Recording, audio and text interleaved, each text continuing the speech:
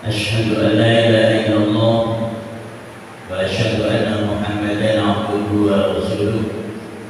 اللهم صل وسلم وبارك على محمد وعلى آله وأصحابه أجمعين. أما بعد. Bapak Ibu jamaah Masjid Babus Salam yang dimuliakan Allah Subhanahu wa taala, patut kiranya pada pagi yang cerah ini, yang segar ini, kita haturkan puji syukur kepada Allah Subhanahu wa taala. Allah masih beri kita nikmat yang amat sangat banyak, sehingga dengan nikmat yang amat sangat banyak itulah kita pagi ini dalam keadaan sehat walafiat bisa hadir di masjid yang penuh dengan berkah ini dalam rangka salah satu bentuk rasa syukur kita kepada Allah juga, sehingga selain kita bisa sholat berjamaah, kita juga akan mendapatkan sedikit mau'izah hasanah, ya, mendapatkan pencerahan-pencerahan, mendapatkan tambahan ilmu, dan mudah-mudahan dengan ilmu ini bisa membuka wawasan kita, menambah keyakinan kita, iman kita, dan ibadah kita kepada Allah Subhanahu wa taala. Amin ya rabbal alamin. Dalam pagi ini saya sedikit akan saya kutipkan dari kitab HPT Himpunan Putusan Tarik, di mana di jilid 3 itu disebutkan bahwa yang namanya hidup kita ini itu sebenarnya hanya berisi itu memuji kepada Allah. Itu dikutip dari kitabnya Asy-Sya'bi Ahli Tafsir. Jadi kita ini sebenarnya hidup itu hanya memuji Allah, gitu ya. Apapun aktivitas, apapun kegiatan, perbuatan kita, semuanya itu berisi pujian, gitu ya. Nah, jadi artinya ada pujian itu yang berubah bentuknya ibadah makhluk, ya, maupun yang ghairu makhluk, itu semua sebagai bentuk pujian kita. Kenapa? Inna a'tainakal kautsar, sungguh kami telah memberikan kepadamu nikmat yang amat sangat banyak. Bahkan di surat Ar-Rahman sampai 31 disebutkan, fa bi ayyi ala'i rabbikuma tukadziban, nikmat manakah wahai golongan jin dan manusia yang kalian dustakan? Fa bi ayyi ala'i rabbikuma tukadziban, nikmat mana lagi sehingga kalian tidak mau bersyukur, tidak mau berterima kasih kepada Allah? Coba kalian cari, kalian hitung-hitung betapa banyak yang Allah berikan kepada kita. Maka apakah pantas kalian mendustakan Allah, tidak mau bersyukur, tidak mau memuji, tidak mau beribadah kepada Allah? Ini yang harus kita jawab. Maka ketika bapak-bapak kita, ibu kita, mungkin saudara kita, jamaah kita, pimpinan kita yang hari ini telah selesai menunaikan manasik hajinya di tanah suci, itu juga semata-mata memuji Allah, bersyukur kepada Allah. Dan kita doakan semoga bisa mengikuti semua manasik hajinya, baik rukunnya, kewajibannya, sunnah-sunnahnya, semuanya yang diniatkan untuk beribadah kepada Allah itu adalah bentuk ujian bersyukur kepada Allah. Yang ditinggalkan, yang tidak bisa berangkat, yang belum berangkat,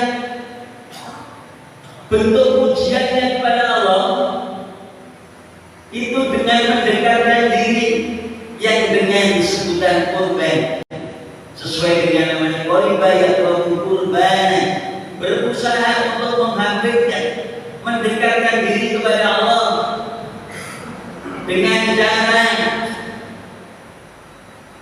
beribadah, mengeluarkan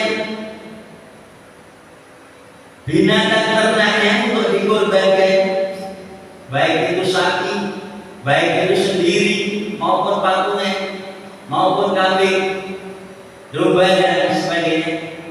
Maka ini juga adalah dalam rangka memuji Allah, berterima kasih karena Allah telah memberikan pada kita nikmat yang amat sangat banyak. Maka di hadis di Ibnu Majah dikatakan, maka dalam musa'atan falallahi fala yaqrabanna musallana. Siapa orang yang pada saat itu memiliki kemampuan kemudian tidak mau berkorban, maka jangan coba-coba mendekati tempat salat ini. Itu artinya bahwa sunnah muakkadah betul amat sangat ditekankan, tetapi bagi orang yang berterima kasih kepada Allah itu bukan hanya perintah, itu bukan hanya kewajiban, tetapi muncul bentuk rasa syukur kepada Allah, terima kasih kepada Allah. Maka sekali lagi, baik yang melaksanakan ibadah haji, baik yang ditinggalkan, di sana disebutkan walillahi 'alan nasi hajjul bait, dan hendaklah semata-mata hanya karena Allah lah mereka itu beribadah haji, mengunjungi Baitullah dengan nampak jelas segala perjalanan Nabi Ibrahim dijadikan semangat, sebagaimana semangatnya para pejuang-pejuang kita dahulu.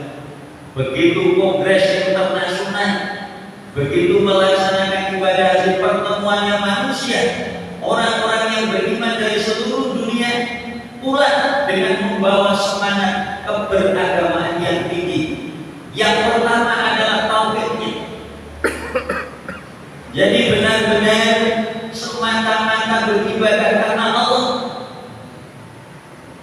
di mana disebutkan di surat Al-Baqarah ayat 197, ketika biasa para khatib menyatakan wa tazawwadu fa inna khairal zadi taqwa, hendaklah kalian segera mencari bekal karena sebaik-baik bekal adalah takwa.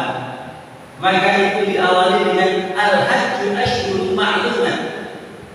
Ibadah haji itu yang dilaksanakan pada bulan-bulan yang dimuliakan oleh Allah. Maka tidak ada lagi pembicaraan-pembicaraan yang bersifat duniawi. Wala rafasa wala fusuqa wala jidala fil hajj. Wa ma taf'alu min khairin ya'lamuhu Allah. Apa saja yang kalian lakukan di sana itu. Nah, biasanya kan ada orang yang senangnya kalau dipanggil Pak Haji. Ada juga yang kalau pulang di arah-arah sampai mungkin gebar-gebar sepeda motor sebanyak itu, diiring-iringi dengan senang hati, pamer, gitu ya. Ini mudah-mudahan di di sana dibersihkan hatinya itu, ya. Bahkan tafsir apapun yang kalian niatkan, kalian kerjakan, semuanya semata-mata hanya karena Allah. Jangan selain Allah. Nanti habisin. Nah, sudah biayanya banyak, sudah menguras tenaga, menguras pikiran, tetapi nanti pulang tidak dapat apa-apa, tidak membuat semangat juang yang tinggi, hanya karena mendapatkan pujian, hanya karena riya, hanya karena ingin disanjung oleh orang lain, hanya kepingin dipanggil Pak Haji. Nah ini naudzubillah. Mudah-mudahan sebagaimana Kiai Haji Ahmad Dahlan begitu pulang dari ibadah haji ternyata membawa semangat yang amat kuat dalam beragama ini, bisa mengaplikasikan tauhidnya. Begitu pulang melihat keadaan masyarakat di keraton sana, di kabupaten sana, ya Allah, kok begini keberagamaan di sini? Sudah minta kepada Allah, kok tapi masih minta-minta, baik kepada dukun-dukun, baik kepada yang namanya khurafat, jadi kepercayaan kepada benda-benda tertentu, kepada tempat-tempat tertentu diberi sesajen-sesajen biar mungkin selamat. Loh, kok seperti ini?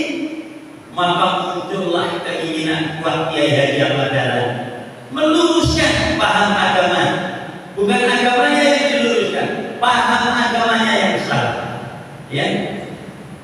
Maka syirik yang dimana-mana dilakukan oleh orang-orang kaum Nabi itu diberantas.